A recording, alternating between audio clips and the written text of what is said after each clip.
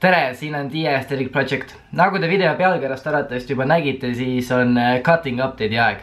Aga enne veel, kui me selle teemaga pihta hakkame, siis ma tahtsin omalt poolt tervitada kõiki meie uusi subscribereid. Neid on nüüd viimase kuu jooksul päris palju juurde tekkinud ja meil on Mikuga selle üle väga hea meel. Kuna meil on 2000 subscriberist kuskil 75 puudu, siis meil oleks teile selline üleskutse, et kui te nüüd vaatate seda videot ja ei ole veel subscribe inud, siis tehke seda, et kui me saaksime näiteks 2000 nüüd aastavahetuseks kätte, mis on minu arust vägagi tehtav, siis see oleks väga lahe. Sest 2000 subscriberit on midagi sellist, mida mina ja Mikk ei oleks osanud ette kujutadagi, kui me selle kanaliga alustasime, et see oleks selline lahe selline checkpoint. Et minge vajutage seda nuppu, et ma usun, et ei kahetse. Nii, ja nüüd siis selle video põhiteema juurde, et cutting update 3. septembril sai siis teile meeldetuletuseks alustatud 82 kilo pealt ja panen teile ka nüüd klipi sellest füsiigist, mis mul too hetk oli, et nagu te pildid näete, siis seis oli igatepidi pehmeke, absoluutselt igalt poolt oli vaja seda rasva kärpida. Minu nõrkadeks külgedeks kindlasti on alaselg, sinna selle rasval lihtsalt meeldib talletada, see on lihtsalt nagu, ma ei tea, mõnus puhkepaik tema jaoks. Ja siis kindlasti kõhupiirkond oli ka selline, et kõhulihastes polnud seal haisugi. Ühesõnaga tööd oli igatepidi korralikult vaja teha. Nüüd siis pilt hetkeseisust, et Tanel Tamme rõõmuks on see nüüd järgmine klipp, sest kuna viimases cutting update'is Tamme siis kurtis, et kuidas ma cutting update'i tegin ilma selleta, et ma särki seljast ära ei võtnud, siis seekord saab ka särgi seljast. See klipp on tehtud siis enne trenni algust ilma igasuguse pumba ja mis iganes filtrite ja asjadeta. Pilt on juba üpris palju paremaks läinud, et ma ise olen hetke seisuga päris hästi rahul. Hakkab siit midagi vaikselt välja joonistama, alaseljalt on rasva päris hästi ka ära läinud, et kuigi muidugi seal on veel palju võtta ja ikkagist sellised väiksed love handle'id on olemas, siis pilt on palju parem, kui ta varem oli. Ja minu rõõmuks hakkab ka mingisugune kõhulihase kontuur sealt välja joonistuma, et see on ka positiivne. Hetkeseisuga ma olen nagu rahul, aga siin on veel ikka pikalt veel tööd teha ja seda me kindlasti teeme.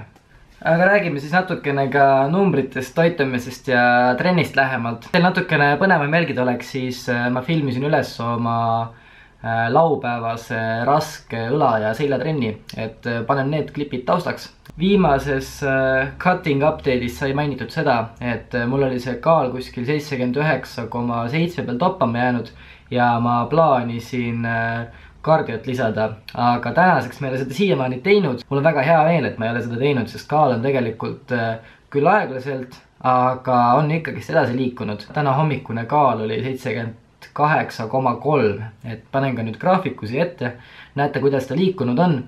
Et jah, ilma kardiot lisamata on see kaal edasi läinud. Vahepeal tegelikult, ma ei tea, keha hakkas mingit pulli tegema, et korraks käis vist 77,8 peale ära ja siis järsku hakkas üles viskama, et ma ei tea, kas see siis oli testiks mulle, et näha, kui psühholoogiliselt või mentaalselt tugev ma olen, või kui järjepidev ma olen, et kas ma hakkan kohe siin kardiot põmmutama või siis ma võtan asja rahulikult ja vaatan, kuidas asjad nagu välja kujunevad. Ja nüüd praeguseks on ta tagasi seal 78,3 juures ja ma arvan, et ma nüüd järgmised nädal-kaks hoian veel kõike niimoodi, nagu ta on, söön 2900, kardiot ei tee ja vaatan, kuidas nagu kuhu poole asi liigub ja juhul, kui ta nüüd siis tõesti jääb toppama, siis tuleb seda kardiot ikkagist lisama hakata.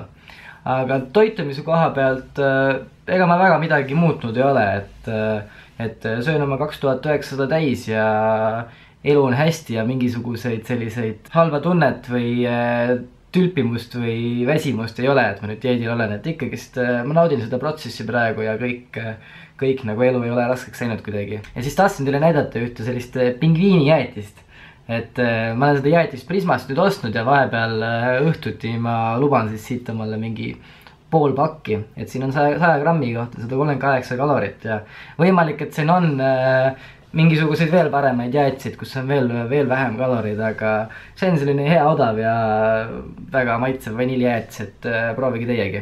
Treeningu koha pealt ma olen ikkagist jätkuvalt jätnud oma kava selliseks, nagu ta ennem oli, ma midagi muutnud ei ole.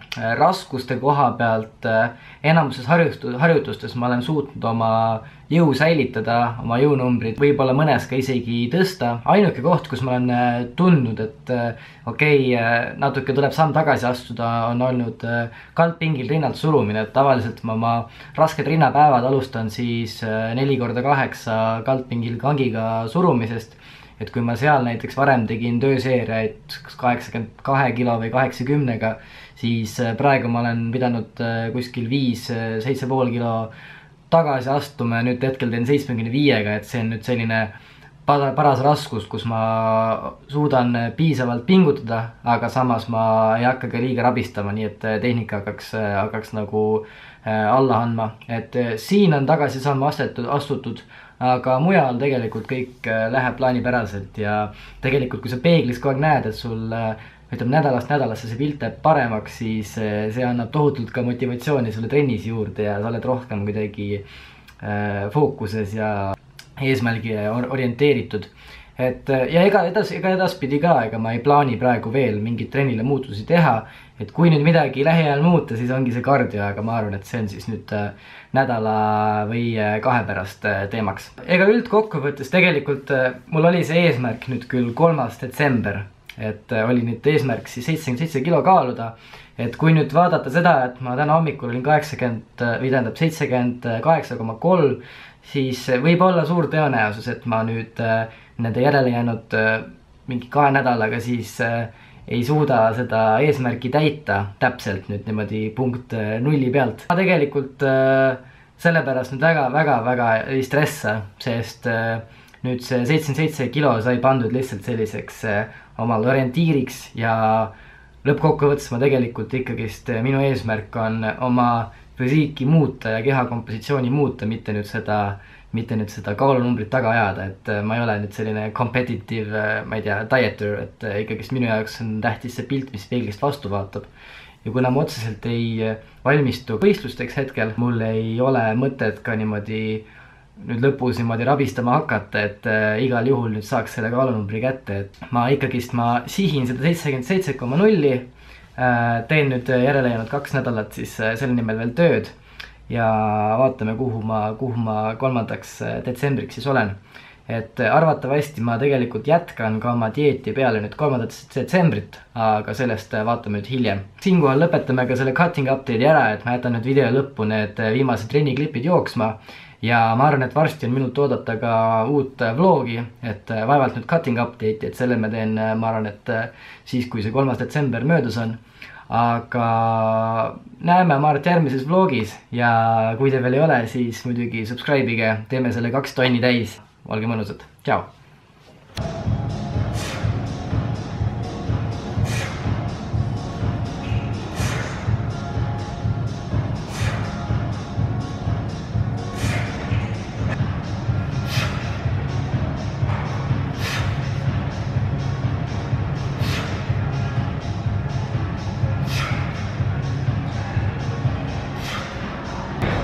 Vahepeal avastasin, et telekast näitab siit Liverpooli ja Southamptoni mängu.